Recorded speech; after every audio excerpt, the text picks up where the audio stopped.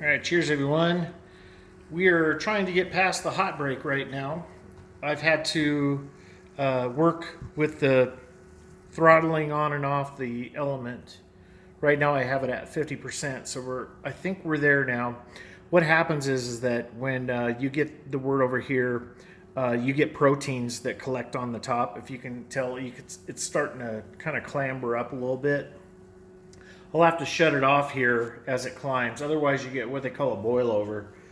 This is hot break. What we're trying to do is reintroduce the proteins that are on top back into the liquid. And you have to really watch this closely. It's easy to do with my setup compared to like doing propane. Like I just turn the element off, you'll see it drop back down. And this time I'll bring it up to like 40%. We'll let that dissipate just a little bit more. So we're at 40% on the PID right there. So you can see it doing its thing. And we'll keep an eye on this. And this protein will reintroduce itself back into the liquid. I think we're okay now, but it'll make a huge mess. This is some real sweet, sticky wort, and this is what they call a hop spider, or a filter, hop filter. Hop spiders go across the whole thing.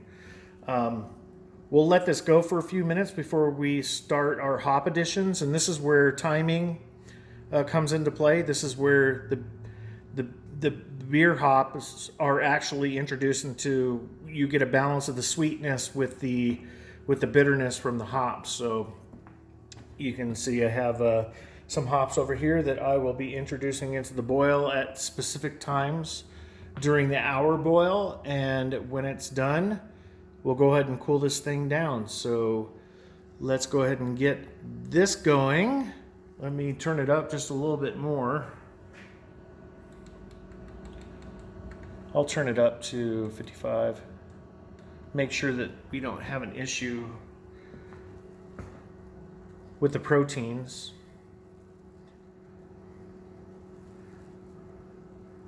So it's not beer yet.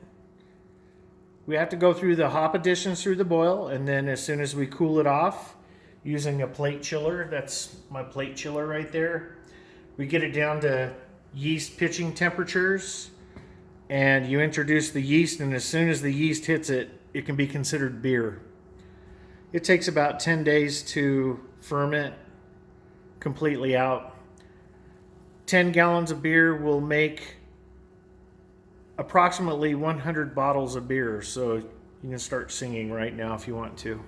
See how the protein's starting to come up? So we're not quite ready. I'm gonna go ahead and turn it off, turn it way down, and let that settle out again. We will see you later on. I'm gonna let that dissipate a bit more. But yeah, we'll see you when we're gonna start chilling. Cheers, everybody. Thanks for tuning in. Just let her go. Cheers.